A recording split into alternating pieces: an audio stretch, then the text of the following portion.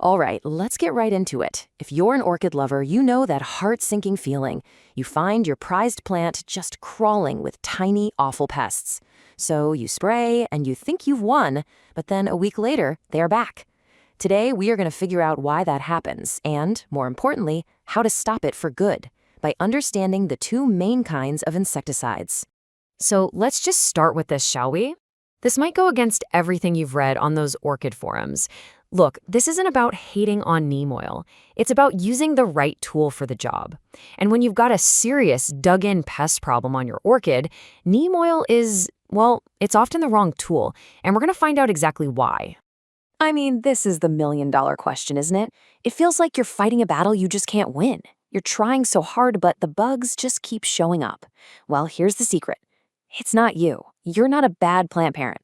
The problem is the enemy is hiding in places your weapons can't even reach. To really solve this, first we have to understand the battlefield. And when we're talking about pests, you gotta realize that an orchid isn't just a plant, it's basically a fortress for bugs. You know, the very things that make an orchid so incredibly beautiful also make it the perfect hideout for pests. Just think about it. All those super tight spots where the leaves meet the stem, all the little nooks and crannies in the pseudobulbs, and don't even get me started on that maze of roots. It's like a 5-star resort for mealybugs and scale. A simple spray that just hits the surface, it's never gonna get to them. So, okay, since we can't always get to the pests, we have to get smarter about how we fight them. And that brings us to the real heart of this whole thing, the two totally different strategies for pest control. And here they are. This lays it out perfectly. Think of it like this. On one side, you've got your contact killers. These are your foot soldiers, your ground troops. They have to physically make contact with the enemy to do any damage. But on the other side, you've got systemic poisons. These are the spies, the secret agents that turn the plant itself into a weapon from the inside out. Let's break down that first strategy, the one we're probably all more familiar with, the direct assault, the attack from the outside. So here's the deal, and it's all right there in the definition. The most important word is coat. It has to physically cover the bug. It doesn't matter if your spray is the strongest stuff on earth. If it doesn't touch the pest, it does absolutely nothing. If that bug is hiding, it's totally safe. The way this works is pretty simple, really. You spray the plant, you drench the little bug, and the chemical goes to work. So something like a horticultural oil, for example, it basically clogs up the insect's breathing holes and suffocates it. Others, like pyrethrins, are neurotoxins that cause paralysis. It's very direct, very to the point. So what's the trade-off here?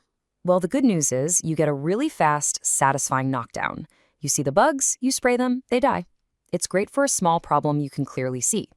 But, and this is a big but for us orchid people, the cons are where we get into trouble. The biggest problem?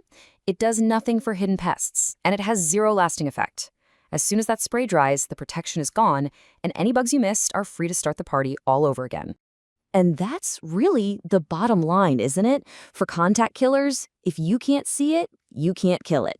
And when you're dealing with the incredibly complex structure of an orchid, trust me, there is a lot you can't see. And that's exactly why your pests keep coming back. Okay, so if attacking from the outside is so limited, what about defending from the inside? Now let's get to the really clever strategy, the one that outsmarts the pests by changing the game completely. Right here, this is the game changer. A systemic insecticide is actually absorbed by the plant. The roots or the leaves literally drink it up, and then it gets moved all through the plant's vascular system. It becomes a part of the plant itself. So you see what's happening? Instead of you having to hunt down every single bug, you let the plant do the work. The poison moves through the sap to every leaf, every stem, every nook, every cranny, even to the new growth. So when some little scale insect or mealybug comes along and takes a bite, bam, it just ate a lethal poison. Now, the advantages here for us are huge. It gets every single pest, even the root mealybugs you can't see. And it gives you long-lasting protection. We're talking weeks, sometimes months. But look, it's not a magic wand. It is slower to start working, and we have to be responsible about the cons, especially the potential harm to pollinators if you're using this on outdoor plants that are flowering. So the most important thing to remember is this. With a systemic, you're not spraying the outside of the fortress anymore. You've poisoned the entire food supply inside the fortress. There is simply nowhere for the pests to hide. Okay, so now we get it. We have these two different arsenals. So how do we, as growers, make the right call for our plants? How do we choose our strategy? And here we are, right back where we started. You gotta love this analogy. See, neem oil works as a weak contact killer, and its other effects are really slow. So when you've got a huge hidden infestation, a wildfire raging through your plant, you need something with serious reach and power. You don't need a squirt gun. This slide right here, this is your cheat sheet. Honestly, you might want to pause and take a screenshot. If you see a couple of aphids on a brand new flower spike, a contact killer is perfect. It's fast, it's easy, you're done. But if you are in a never-ending war with mealybugs deep in the leaves, or that stubborn scale that just won't die, a systemic is the strategic weapon you need to actually win. You know, the smartest strategy of all isn't just about reaching for a bottle. It's something called integrated pest management, or IPM. It just means being proactive. Keep your plants super healthy so they're strong enough to fight things off. Check them over all the time so you catch problems early. And then you only use chemicals, the right chemicals, as a targeted tool when you absolutely have to, not as your first resort. So I'll just leave you with this final thought.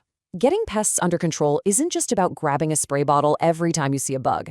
It's about shifting your whole mindset from just being a bug killer to being a manager of your plant's total health. And understanding your tools, well, that's the most important first step you can take.